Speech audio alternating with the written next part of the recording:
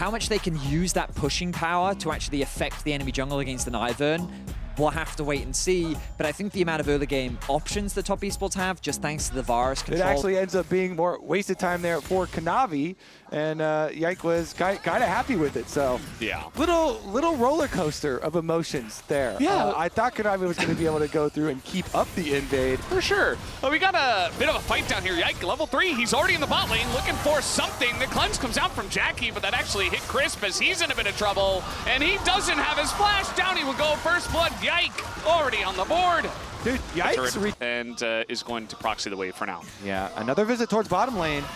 Gonna make it happen, and guess what? There's no flashes down here for their side for Jackie Love. There's the root onto the Ash, and it's just another kill, and this time he's able to give it over to Klist. The camp on bottom lane paying dividends for KC.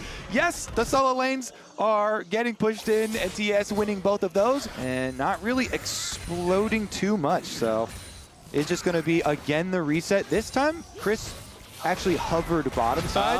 Well. Nice glance. Yeah, gets the very big zoom in from our observers.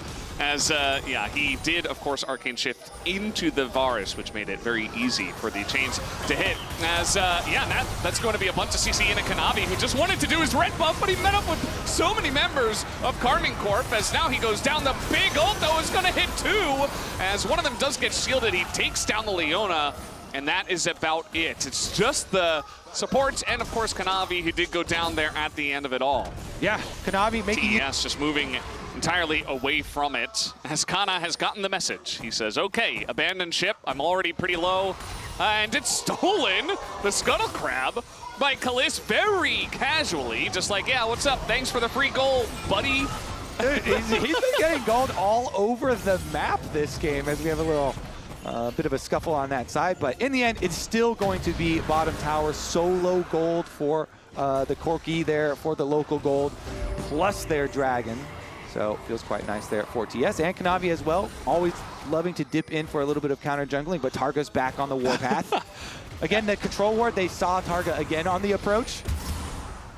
Yeah, they saw him coming, and he's just going to be able to Hex Splash over the wall. That's pretty nice for him. Cream did get a full turret in bot, so he, once again, is the one guy. You could say that 369 also doing pretty well for himself. Kana's had to deal with Corki for the last couple of minutes, so not very good for him. But now we see Vladdy's going to pick up a turret by himself. 369 has to match, and the Rift Herald that was taken, this objective, the tempo in mid is going to be huge. They should be able to take down this mid tier 1. It's very close. They don't stick around for that final hit, but I mean, that's basically standing on one leg at this point. Yeah.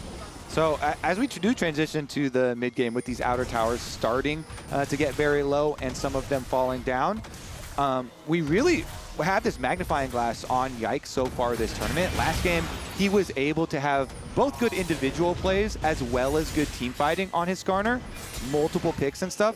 And in this game, again, he started out with some really good... It's much slower. I wouldn't be surprised if the top esports coach is like, hey, take a breather, don't be so crazy, and just back off a little bit. Whereas for KC, you know, there wasn't that much pressure on them, but now they're on the cusp of beating top esports in a 2-0. So now maybe feeling that pressure a little bit, and things have slowed down as we might look to fight over this Chemtech Soul. This is actually one that will matter quite a lot. Got some recent buffs, and you've got an Ivern on the side of KC. I think both sides have to fight for this one. Definitely could be the big swinging point. I mean, top side also, 369 there. You got a good individual chunk onto Kana, as well as then being able to return, push in that minion wave. They had vision on the Ezreal on the rotation over, so good movement again by 369 and map awareness to be able to just back off after that. But here's our transition down to that dragon.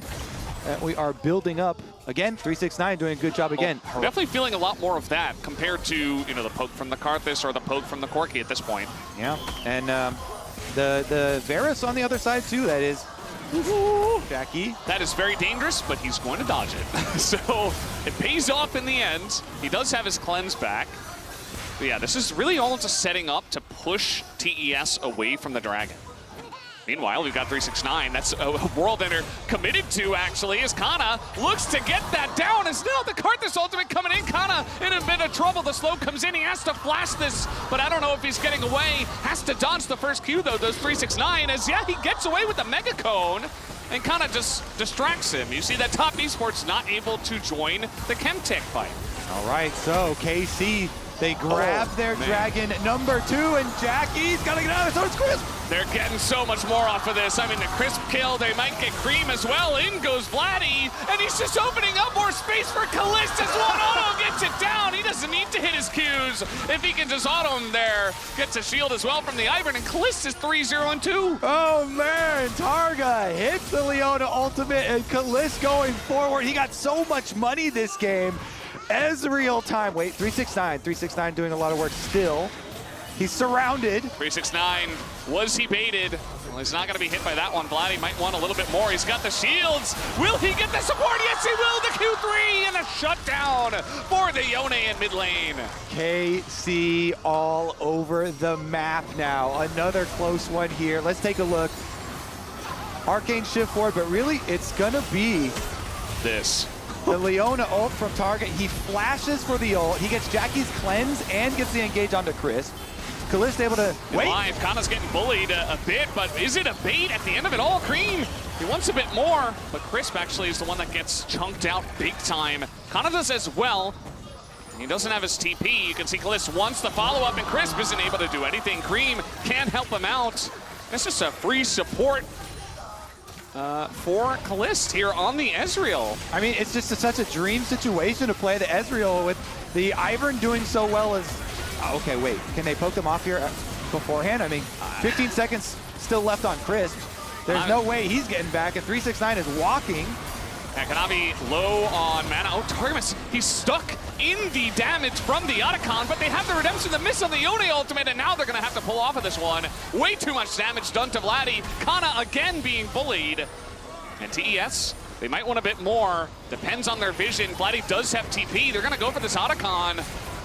And will Karmine Corp commit to the fight afterwards? They need to TP Vladdy in if they're going to, but it's getting incredibly low. Yikes, still in the area. But they do a good job of zoning him away with the Meganar. The smite is early, but it's GA. It's a revive one. I've gotten so used to the other one. Way too little action in this game, Kobe. Yeah, actually. Oh, in the end, they actually end up rebounding and pushing them back. Here's another look at the teleport through that actually started off the initial start on this Otacon, which was leased for so long. This one is the one that led to Chris' death in the very beginning. Kalist again on this Ezreal. Got so much money early on, has the freedom here to just jump forward and start it out. But KC end up shredding so much of their own armor and MR fighting this Otacon for so long. While Kanavi's like poking around, Jackie Love is poking around. Jackie Love has the shield cutting Serpent's Fang, by the way, in inventory, and this is the one where he finally got a nice little chunk there out of his ultimate, and he sidesteps Vladdy. So with those two chunks, they get a lot of space to kind of get their counter and pick up their GAs, but what can they do with the GAs now? You can see that the call was to fight into that choke, and I feel like that at first is a bit of a mistake, you know, just to go that deep. If Vladdy hits his ult onto one person, like maybe you get the one pick off, but they're already taking so much. As meanwhile, we got a 1v1 on the top side with the unfair redemption to help out, but also the unfair Karthus ult. Will it do enough? No, it even doesn't go through the shield. So Kana going to enjoy 200 gold. Meanwhile, the push coming in down the mid lane. Top Esports trying to use their Otacon, the voracious Otacon buff to push some stuff as Q's come down here onto Kanavi, but Kalist. Vision and make KC react to them as Dragon is spawning, but they're going to keep the pressure on it. He TP'd up. They really want to use this. Well, they don't even have the Otacon buff anymore, so they're just going to start it and look to turn. They know Vladdy has to walk. Now Vladdy's got to walk. We'll see if it works out. Crisp is taking a huge amount of damage. Meanwhile, 369 just gets jumped on here. Doesn't have the Meganar.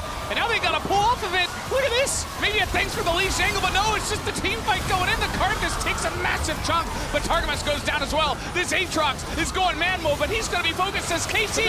They just take the Baron down instead. They say thank you very much for the leash, and thank you very much for the fight. Cream is getting punched down as well, and it's a massive team fight for Karmine Corp. Oh, that was So that is going to be very close to the Chemtech Soul, still stacking up those dragons and enjoying a very nice buff on the 2 Chemtech dragons at this point. So looking pretty good. TES, they want to try to force something here. And I'm not sure that they have the angle. They don't even have Meganar. As now the Solar Flare comes down, but look at the poke right now from the Ezreal. He's just gigantic at this point. Level 16 is Kalist, and he's got 4 items. Yeah, they've got Confident Kalist Cloak. They've got Split Push for Vladdy here towards mid lane with the Baron buff. Gonna be able to take down that tower while the rest of the team continues to apply pressure on the secondary turret.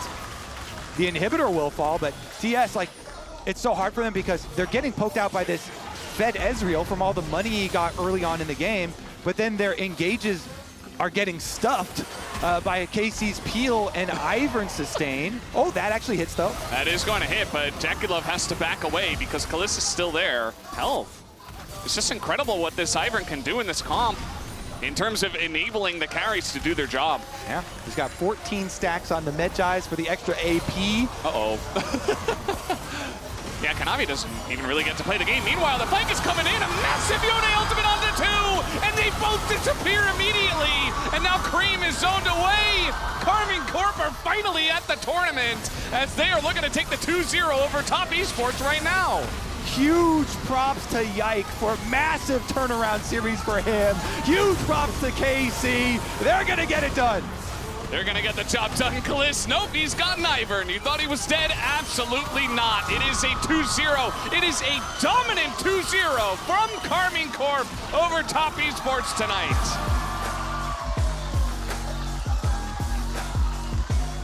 "18 years old Kalist on the Ezreal. So much money in this game. Doesn't die.